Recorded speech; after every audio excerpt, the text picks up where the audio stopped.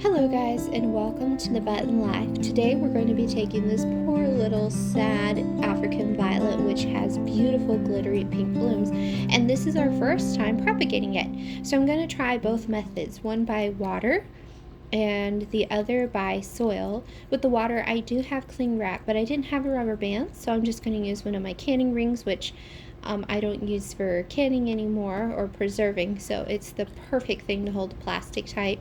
And then for the soil here, I actually decided to microwave it in the microwave to kill all the fungus gnat eggs, and so far it has worked. We have not had anything happen to it, so hopefully this works. I'm going to propagate into 3 pots, and what I do is I take my clippers. Honestly, they're an off-brand clippers, but they're very sharp, and I cut off the leaves that I think will work. And from this, I'm going to take 5 leaves, and then the rest of them I'm going to discard. And something that I learned that I didn't know about African violets is when you are propagating them, you need to wipe your clippers clean after each cut. And that's what I'm doing. I didn't necessarily have an alcohol wipe, so I just used a bleach wipe that I had right there, and it seemed to work perfectly fine. And I hope you guys enjoy this journey with me. Let's get to propagating.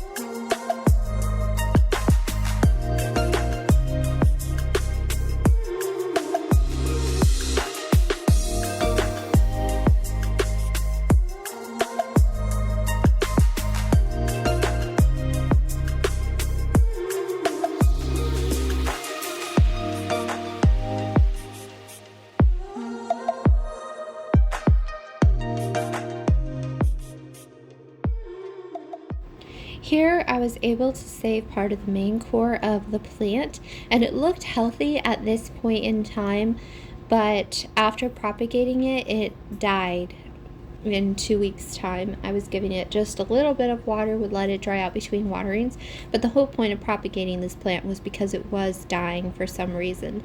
I had another African violet prior to this one die, and I think what I did was it had become diseased and infected when I moved.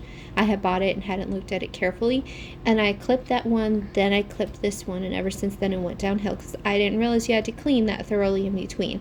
So, but the single leaves that were not connected to the old root system seem to be doing pretty well, and I'll give you guys an update on that at the end.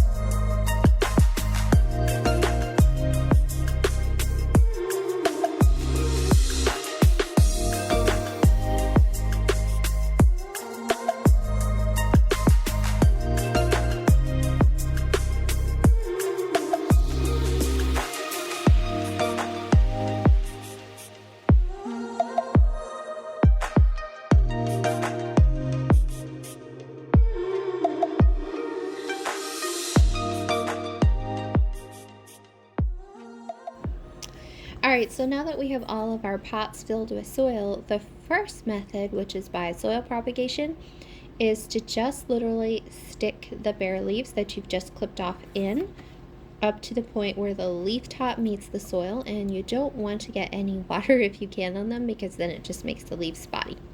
So here I took 3 of the healthiest ones that I could find out of that, and here just proceeded to do that and stuck it in. And I did not pre-moisten my soil, and I did use African violet soil, the special kind for that. And then here, after I did all this, I realized I need to put a little bit more water in, which is what I did. And I used filtered or purified water for this. So as I said, since I don't have a rubber band, I just put the plastic as tight as I could, screwed it on, and then it was really tight with a lot of tension. And then I took those clippers, and because they have such a sharp small point, I was able to poke 2 holes that were just wide enough to slip the last 2 leaves in. So hopefully they will root. And I was really careful because the holes are really tight, which is perfect because that's what you want. So that way it creates a moisture layer. Now, after doing that, for the ones that I had in the pots, I needed to make a sort of greenhouse. That way there was some sort of moisture retention. And here I'm fiddling with the ones in the water. I actually set them up against one of my coffee plants so the leaves stay up and the stems stay in the water. And so far they are loving their life. And then for the other ones, because I didn't necessarily have something that could create, like I didn't have a plastic dome that could create that greenhouse effect that I needed, I just went ahead and used some large skewers and some cling wrap, and that's what I did.